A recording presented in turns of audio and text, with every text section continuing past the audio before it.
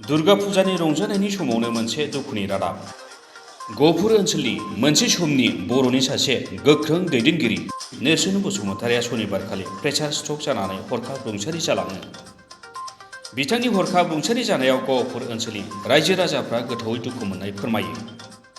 गहपुरनि सनापुर गाव पन्चायत सिंनि आमलायगुरि गामि नेर्सोन बसुमतारिया दुलाराय बर' फरायसा आफादनि बारग' दैदेनगिरि बिएलटिनि मिरुनि बारग' सोद्रोमा आरो सनितपुर जिल्ला बिएलटिनि बारग' गाहाय नेहाथारिमोन।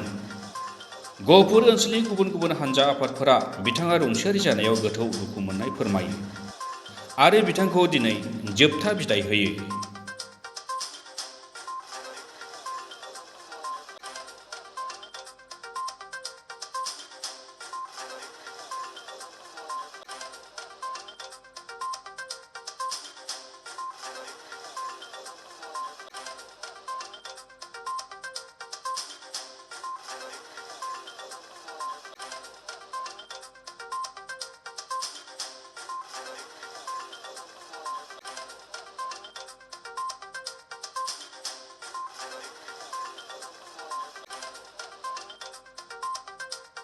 আমাৰ আজি এই আমলাইগুৰি গাঁৱৰ আজি বৰ পৰিতাপৰ দিন।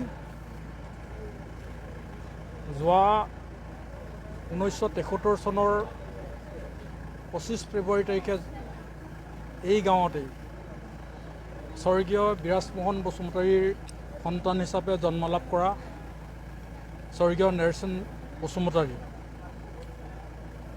ছাত্ৰকালৰ পৰাই সমাজ তথা সংগঠনৰ লগত জড়িত হৈ আছিল।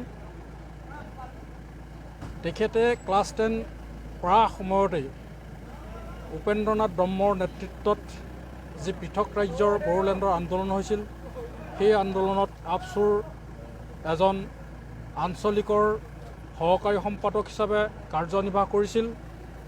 তাৰ পিছতেই 1988 চনত তেখেত সেই সময়ৰ নিখিল বড়ো ছাত্ৰ সন্থাৰ স্বেচ্ছাসেৱক বাহিনী ভলণ্টিয়াৰ ফ'ৰ্চত তেখেতে কনভেনৰ হিচাপে দায়িত্বভাৰ গ্ৰহণ কৰিছিল আৰু সেই দায়িত্বতেই থাকি 1993 চনলৈকে যেতিয়া বড়ো ছাত্ৰ সন্থাৰ লগত কেন্দ্ৰীয় BSc একৰ্ড হৈছিল, সেই BSc একৰ্ডৰ পিছত তেখেতে 1993 তেখেতে স্বেচ্ছাসেৱক বাহিনীৰ পৰা চৰকাৰৰ ওচৰত আত্মসমৰ্পণ কৰিছিল আৰু বড়োসকলৰ স্বাৰ্থ পূৰণ নোহোৱাত, এই অঞ্চলৰ BScত অন্তৰ্ভুক্ত নোহোৱাত 1996 চনত যেতিয়া BLT জন্মগ্ৰহণ কৰিছিল, সেই BLT জন্মগ্ৰহণ কৰাৰ সময়তো তেখেতে 1998 চনত তেতিয়াৰ হাগ্ৰামা মহিলাৰ নেতৃত্বত BLTত যোগদান কৰিছিল আৰু BLTৰ শোণিতপুৰ জিলাৰ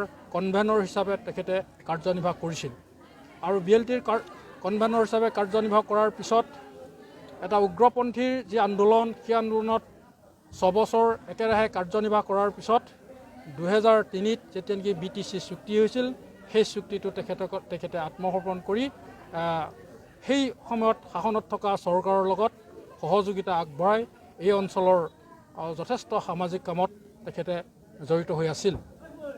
আজি সেই হিচাপে BLT যিটো ৱেলফেয়াৰ এছ'চিয়েশ্যন, তাৰো তেখেতে সভাপতি হিচাপে কাৰ্যনিৰ্বাহ কৰিছিল আৰু ইয়াৰ পিছতে তেখেতে অৱসৰ লৈ নিজৰ পৰিয়ালৰ আৰু নিজৰ কাৰণে কিছু কাম কৰিবলৈ আগবাঢ়িছিল। কিন্তু দুৰ্ভাগ্যবশতঃ আজি তেখেতে ইমান দিন কাৰ্যনিৰ্বাহ কৰাৰ পিছত অকালতে 51 বছৰত তেখেতে আজি ইহলীলা সম্বৰণ কৰে আৰু মই জনাত তেখেত এজন খুব সহজ সৰল ব্যক্তি আছিল আৰু তেখেতৰ আজি বিয়োগত আজি দল সংগঠন সকলোৱে দুখ প্ৰকাশ কৰিছে আৰু আমি এই সুযোগতে আমি পৰিয়ালবৰ্গক তথা তেখেতৰ বিদেশী আত্মাক চিৰশান্তি কামনা কৰিছোঁ।